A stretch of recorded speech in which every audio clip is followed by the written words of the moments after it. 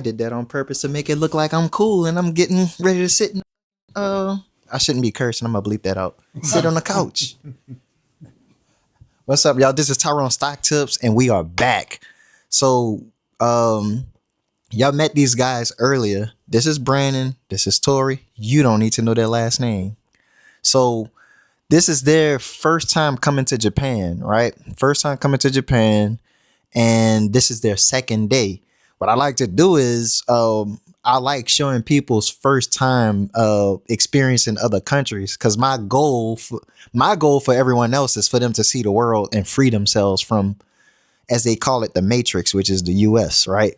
So for a lot of people, they don't know what life is like outside of the US until they do it. It's like chocolate. A person could say they don't need to try chocolate until they do it, and they realize I spent my whole life not trying chocolate. So this is like a interview or slash talk about their first experience with Japan. So I'm gonna start with Brandon, then go to Tori, and then I'm gonna start asking them questions about how they feel because it's always, well, this isn't your first time leaving the country, but it's your first time leaving the country, right? Yes. But it's both of their first times in Japan. So I'm gonna start with Brandon. No, I'm gonna start with you because this is your first time out of the US. You speak on how you feel about being out of the US, and then you speak on how you feel about Japan, and then we're gonna go to you and you talk about how you feel about Japan. So start with you. How do you feel about leaving the US? Be like, kind of quick about it because this might be a long interview, and then speak on how you feel about Japan. What to keep it short and sweet is I will boil it down to it's a huge culture shock.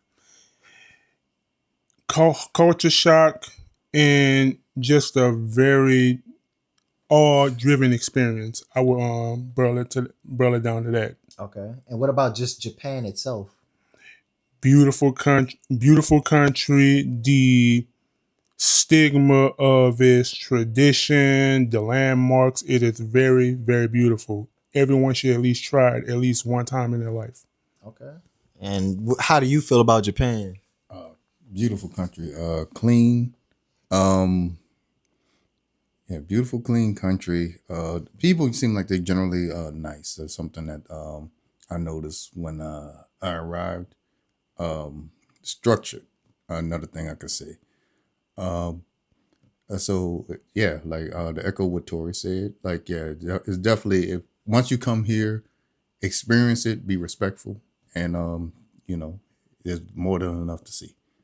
Okay, so I'll say this, right? So everyone has an expectation. So when you got here, what did you expect and what didn't you expect and what didn't meet your expectations or what over exceeded your expectations? That's a weird question, but you kind of get what I'm saying. It's like, what did you expect? What didn't you expect? What underwhelmed you and what overwhelmed you? And if you don't have an answer to some of them, that's good. That means it's a good thing, right? So you can answer that real quick. Well, what over exceeded my expectations was before I came out here, I seen a lot of videos on social media, a la YouTube, of they express emphasis on how clean it is out here, and that far far exceeded my expectations. It's just how clean it is out here. I was really impressed with this so far.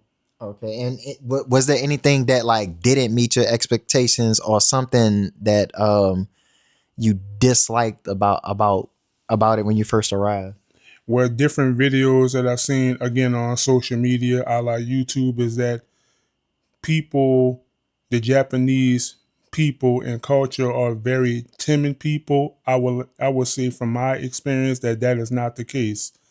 They are very polite, very respectable people, and it's just like any other culture. You respect their culture, and they will respect you in kind. Okay, and what about you? What did I like echo what he was saying too. With I've seen a lot of YouTube videos and a lot of other people showing their feelings on it, and yeah, I went in expecting some sort of maybe like to run into some difficulties conversing at some restaurants. But it was and the limited Japanese that I know, it did help. But it's enough to be, like I said, courteous, and you'll get like a decent good experience in restaurants, especially going out to eat stores, especially if you stick to like the main areas. Um, something negative. It's hard to do, huh? Yeah, it's a little hard to You think of like. fishing if you like. This is one of those places where like you fishing if you're trying to find something negative. Yeah. Like nah, I haven't had any bad experience before. Like I said, it's just my second day. And I look forward to having like more positive experiences. I would say for like this is my problem in a lot of countries. This is like a spoiled, luxurious thing, but it's cash. Like Mm-hmm. needing to have cash for certain places. Mm-hmm. You've experienced that very little in the U.S., but whenever you go somewhere and like 25% of the time you need cash, I don't like that. So that happened to me here, Thailand, and Mexico. So I don't like when you need to use too much cash because again the fees. So it's like it's inconvenient and it takes up time and it's like a barrier between you fully experiencing the place. You know what I mean? So that's just me. That's like my bad thing. If I had to pick a bad thing, y'all have heard my positive opinions on other videos. I just like to hear other people's opinion. So what is how do you feel about day to day? Could you see yourself living here? I know it's only been one day, but just based on your experience, could you see yourself living here? Like on a scale from 1 to 10, could you see yourself living here and explain why? I could definitely see myself moving from the States here to Japan. Number one, I believe, and I could be wrong, someone could fact check me in the comments whenever you get a chance. It seems like compared to the States, it is the cost of living is cheaper out here compared to the States. Money goes a long way out here in Japan compared to the States, in my humble opinion, so far. Even though it's only my second day, that's two of the things that I immediately know first. Yeah, but I'll say like 8 out of 10. I definitely could see myself being, staying here. Yeah, I think I would enjoy it. Yeah. Like why? What's something that makes you think that you could? Because you have what you call vacation. You got the honeymoon phase, Right. but you smart enough to know what's honeymoon phase and what's like signs of you wanting to move to a place. So what's something that makes you think you would move here? Transportation. Yeah. Transportation. It was definitely easy to get around. Just from my going to like other places with subway transportation, like this one, it's pretty straightforward. So I think getting around would be easy.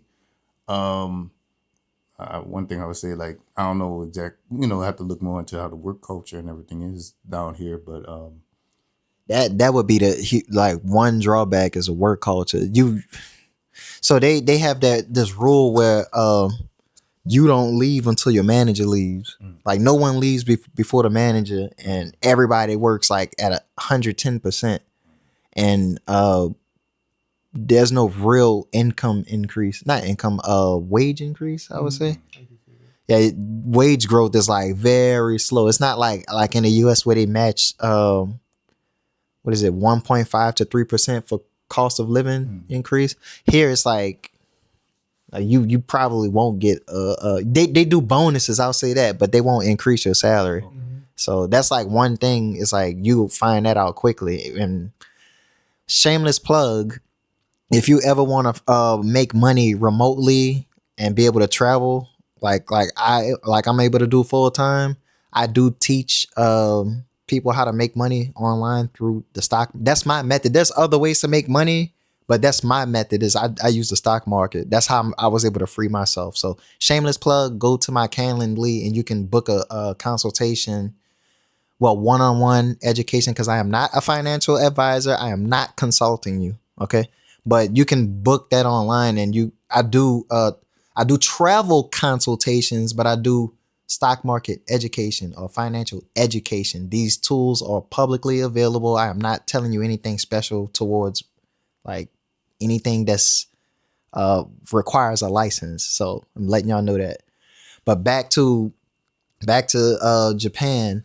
So how do you feel about the food and culture?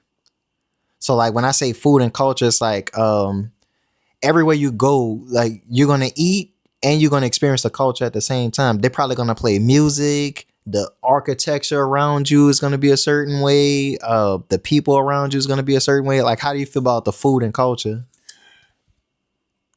When you hear rumors about they take pride in their craft, the food prep, and how clean the ingredients that they use to set up the said food, it is 110% true. I truly believe that the food that I've eaten out here so far is immaculate. I would It's kind of hard for me to travel back to the States eventually when I'm ready to go back home and compare the food back home to out here. It's like apples and oranges, literally. I truly enjoy the food so far since I've been out here. One one thing I'll say is, like I was telling you earlier, the food doesn't feel cancerous. Right, right, And so you don't feel you sometimes when you feel full, you're not actually full, you're actually inflamed. right, right. So one thing I notice is I never feel inflamed. I'm using the word inflamed for a reason. I don't feel sick or like I'm dying of exhaustion just from eating. So that's one thing I wanted to note. But Do you mind if I yeah. add to what I just said? I think piggybacking off what you just said just now, it's almost like compared to when you did go back to the States and certain foods that you ate after a certain while, it felt like you were sweating out the chemicals that were used in the foods back in the States. You don't feel like that out here. Like you don't feel like you eating like a bunch of preservatives or different saturated fats or carbohydrates. You don't feel that way. At least I haven't so far. And like I said, it is kind of hard for me to eventually adjust to that compared to out here. I think that's one of the things I would definitely miss as far as the foods out here compared to back home. Okay. One thing, like it kind of reminded me the way you I hate to compare it this way, but like the way New York is, it kind of like some of like you're always gonna run across food. You're always gonna find some kind of food place, and I mean that's a good thing. It's just competition. Hey, you go. Somebody always has some kind of unique kind of food, kind of spin on something. Hell, we tried that black ice cream. Yeah. And, it was crazy, but definitely would try something like that again, and you don't get that everywhere. So so yeah, the food scene. Oh yeah, and culture, and it seemed like both of them kind of work in tandem.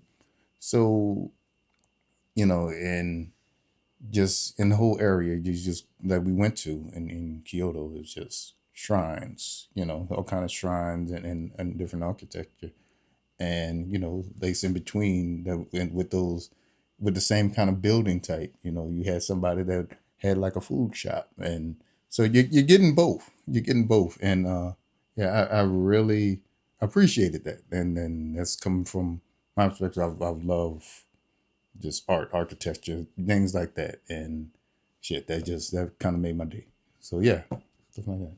So with this, so of course this channel is about learning, right? And when I say learning, it's usually you learn from mistakes, right? So with y'all being new here, what's a lesson you learned just like within 24 hours being here? What you wish you would have done, or what mistake did you make uh when arriving? Well, I don't believe I've made any mistakes as of yet. Not saying that I'm perfect, because I am not.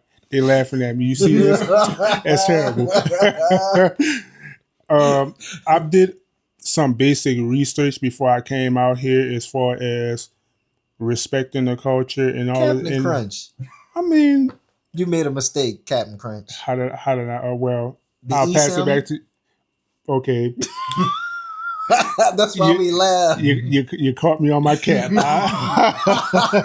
caught me on my cap. I'll admit. All right.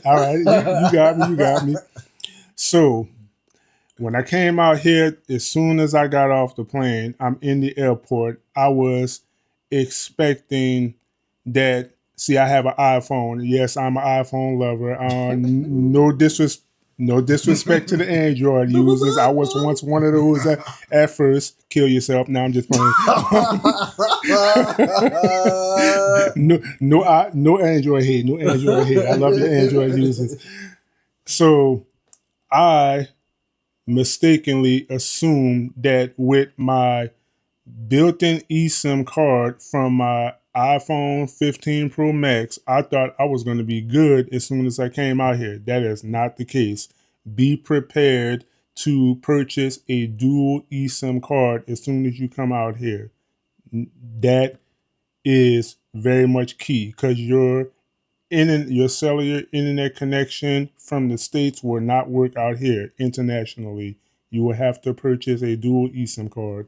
So to kind of clean up what he's saying, you should have a dual eSIM phone, right? So and what you want to do is you want to purchase an eSIM on I use Moby Matter. They need to pay me for talking about this, but I use Moby Matter because it's like a aggregate app that allows you to pick different plans, like just like you could pick flights or cars or whatever you want. You could pick how much data you want, how long, how much it's gonna cost, which country. You could choose multi countries, you could choose regional. So basically, I explained to them to get the eSIM before they arrived, but he misunderstood. I'm assuming misunderstood like how it works. So your phone, some phones do have built-in international plans, and some don't. Probably with his phone company, it didn't have an international plan. Mine does, but it's like the slowest data possible that is almost useless. So that could have happened. I don't know. And then the same thing happened to him. His phone doesn't have eSIM on it altogether, but just to let you know that it's better to have a phone with eSIM. Or what I do is, well, both of my phones have eSIM on it, but what I do is I use one phone and I put like the eSIM on it, and I use my other phone as my main. That way my other phone operates like a Wi-Fi router. It has unlimited data. I just use it like a Wi-Fi router and I'm good. So that things like that is what I talk about in my consultations, like my travel consultations. So I do give people those type of tips. I gave them the tip, they didn't take it. Now they gotta pay, right? So shameless plug on that. You can get information like that from me. So, but back to you. What did you learn? What was a lesson learned? Or were you perfect also, Captain Crunch? I was immaculate, sir. Get it correct. No. I did realize how trash my phone service was. I'm not gonna go and say what it was, but yeah, yeah, I did find out the hard way about the eSIM. Yeah, I'm kind of, I was lacking on that department. I did little research here, mostly about culture, but yeah, I needed to follow and look up more steps about doing that kind of level of travel. Um, What's that's a, something like what's something that you wish you would have done outside of the eSIM situation? Like something else that you like, oh, I wish I would have known that. um. Let's see. I would besides eSIM, just map out travel locations a little bit better. Yeah. Just to kind of familiarize, because you're more than likely going to be traveling a lot on subway. So yeah, learning the routes, how far you are away from one of those routes, and if you're not comfortable, get something a little bit closer to one of the subway routes, so you don't have to travel as far or get lost. because especially me with the trouble with the phone, we tie back to that. So hey, you gotta definitely do your due diligence. Yeah. So we're not gonna make this interview long. I got one more question though. This is like we're black, so this is pertaining to, black men. I can't speak for white men, Asian men, Latino men. I can't speak for black women, white women. I can't speak for everybody else. I'm saying as a black man in Japan, just you speak how it feels to be a black man in Japan. I know this is only your second day. You might have a completely different opinion when we go to Tokyo, because we're going to Tokyo in a couple of days. So how do you feel being in Japan as a black man? I think some people would say it could get a bit intimidating because you stick out like a sore thumb, quote unquote. To me, it just seems like at times you're just like any other person traveling out here, as far as someone internationally coming down here for the very first time. If you are a person that doesn't do well in crowds, you can get very much intimidated that way. However, if you're just like a people person that's not really too uncomfortable in certain uncomfortable environments, I think you would do fine out here. Yeah. What about you? How you feel as a black man in Japan? I didn't run into well, any kind of situation that made me feel like, oh, damn, I feel not nothing racially, but discriminated against as a foreigner. I didn't really run across that as of yet. Not necessarily looking forward to anything like that occurring, but if anything were to occur. But no, I had positive experiences so far. Treated just like any other foreigner in another country, and hey, let's hope for the best. Yeah, so I've been here for what? So going on 5 months. Well, no, I spent a month in Thailand. So 4 months. I haven't had any issues. I spent 1 month last year, and then here 4 months, going on 5, and I haven't had any issues. So as a black man, to me, this is heaven. To be honest, people treat you well, and it's funny. They haven't experienced this yet, but what they're gonna see is it's not gonna. I guess I'm ruining the surprise. When you go to like events that are black based, like hip hop based or reggae based or like Afro beats based, when you go there, you're gonna get like praise, or they're gonna kind of they're just gonna be happy to see you, because it's like you are the authentic thing that's at that type of event. So that's, I don't know if y'all go out at night or whatever, but if y'all do, y'all will experience that. And that's one of the good feelings, is you get someone that actually praises who you are just for being born. You never experienced that at home. Like, you never receive praise just for being born. Yeah. That's like the equivalence of being a beautiful blind 18-year-old. She's getting praised just for being born. You get what I'm saying? So here that happens in Latin America too, but you may or may not, but I've experienced it a lot of times. I've just gone into places and I've received praise, like, you're the authentic thing. You know, we love your culture. Welcome to Japan type of feeling. So we may experience that in Tokyo. Here, Kyoto is more about the traditional stuff. So I don't know. We'll see. You never know what you're gonna get into in Japan. So we're gonna wrap this video up. I would like for y'all to like, subscribe, and comment. If you have anything that you want to say in this video, leave the comments below. We have merchandise at Tyrone Stock Shop. This is a what would you call this? A beanie. It's stitched, embroidered. Yeah, it's embroidered beanie. I got an embroidered hoodie, embroidered snapback, embroidered t-shirts, and graphic t-shirts. So if y'all want to support the channel, y'all can buy some of that. I don't know how fast it'll be getting to you, but go to get merch. But until next time, like, comment, subscribe. We're gonna enjoy the night. We're probably gonna go to like I want to try a Japanese whiskey spot. I don't know if you don't drink, right? You don't drink, so me and Brandon we don't know. We'll see. We're gonna try to get some Japanese whiskey or go to some nice cocktail spot. I'm gonna probably go there before trading or go after trading. I shouldn't drink and trade, but we'll see. I'm living my life. I'm having fun. So until next time, y'all be cool. Peace, peace, peace, peace, Peace, peace. Peace. peace, peace.